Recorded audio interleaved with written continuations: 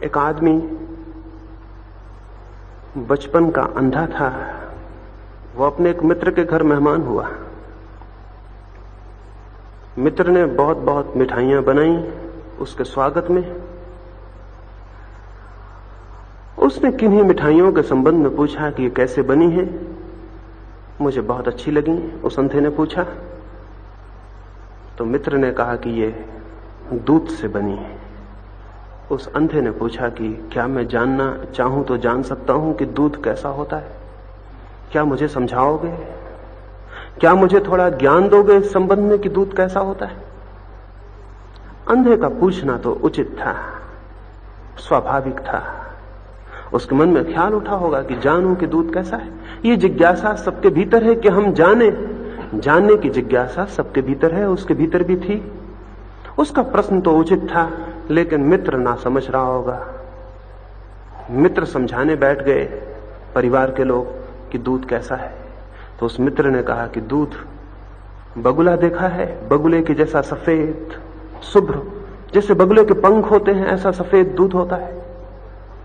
उस मित्र ने कहा कि दूध की बात तो वहीं रही, अब पहले मुझे ये बताओ ये बगुला क्या है और कैसा होता है, क्योंकि मैंने तो कभी बगुला देखा नहीं, मैं तो कभी जानता नहीं ये शुभ्र क्या है, सफेद क्या है। मेरा पहला प्रश्न तो अपनी जगह रहा, मुझे दूसरे प्रश्न का पहले उत्तर दो। मित्र ना समझ रहे होंगे, अब भी उनको ख्याल नहीं आया कि वो क्या कर रहे हैं। मित्र की पत्नी ने अपना हाथ ऊपर उठाया और उस अंधे आदमी को कहा, मेरे हाथ पर हाथ फेरो। जैसा मेरा हाथ लंबा है ऐसे ही बगुले की गर्दन होती है, जैसा मेरा हाथ झुका है ऐसा ही उसका सिर झुका होता है। उस अंधे आदमी ने उसकी पत्नी के हाथ पर हाथ फेरा और फेर के वो खुशी से भर गया और उसने कहा कि मैं समझ गया दूध कैसा होता है, मैं समझ गया, मुड़े हुए हाथ की भांति दूध होता है, मैं समझ गया। तब वो मित्र बहुत परेशान हुए। इससे तो बेहतर था कि यह अंधा आदमी जानता कि मैं नहीं जानता हूं कि दूध कैसा होता है। ये इसका जानना तो बहुत खतरनाक हो गया। उसने कहा कि मुड़े हुए हाथ की भांति दूध होता है, मैं समझ गया, मैं बिल्कुल समझ गया।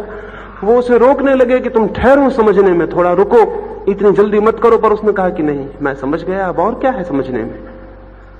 दूध बगुले की भांत होता है, बगुला मुड़े हुए हाथ की भांत होता है, मतलब गणित सीधा है, दूध मुड़े हुए हाथ की भांत होता है।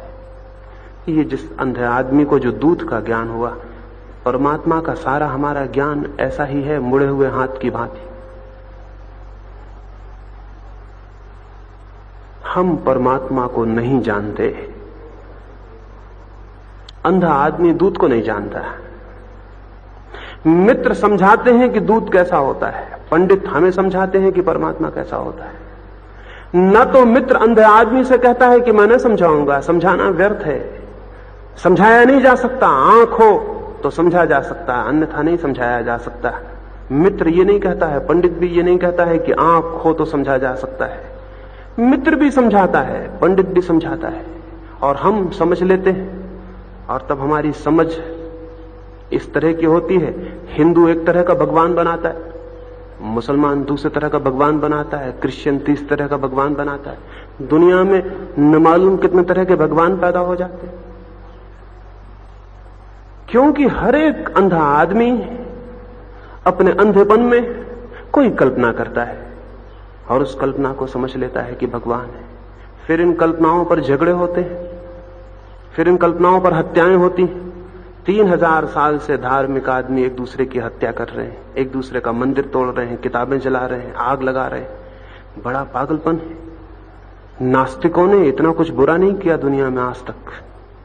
नास्तिकों के ऊपर कोई बहुत बड़े अपराध नहीं है, न तो मकान में आग लगाने के, न लोगों की हत्या करने के, न स्त्रियों पर बलात्कार करने के, न मंदिर मूर्तियां तोड़ने के, न मस्जिदें जलाने के। नास्तिकों के ऊपर कोई अपराध नहीं है सारी दुनिया में।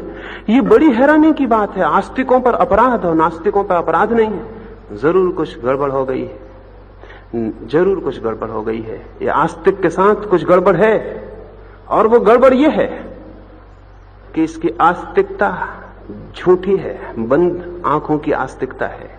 इसने कुछ धारणाएं बना ली हैं और उन धारणाओं के इर्द गिर्द जीता है। दूसरों ने दूसरी बना ली है और अंधों की धारणाएं आपस में लड़ती हैं और कठिनाई खड़ी हो गई है। अन्यथा आंख खुली आस्तिकता का एक ही धर्म हो सकता है, 10 धर्म नहीं हो सकते। और आंख खुले मनुष्य का एक ही परमात्मा हो सकता है, 10 परमात्मा नहीं हो सकते। लेकिन हमारी जो ये स्थिति है, हमारे जो मंदिर और मस्जिद हैं, हमारा ये जो सारा का सारा दुनिया में आस्तिकों का उपद्रव है, ये कैसे खड़ा हो गया है? ये खड़ा हो गया है इस बात से कि ये ज्ञान, ये परमात्मा का बोध हमारे प्राणों से नहीं उपजा है, ये हमने सूचनाओं की तरह स्वीकार कर लिया है। और तब धर्म के अड्डे ही अधर्म के अड्डे हो जाएं तो आश्चर्य नहीं है। और तब सारी दुनिया में धर्म के प्रति विरोध पैदा हो और धर्म के प्रति अपमान पैदा हो, अनादर पैदा हो, अनास्था पैदा हो, तो भी कोई आश्चर्य नहीं है। अगर दुनिया का युवक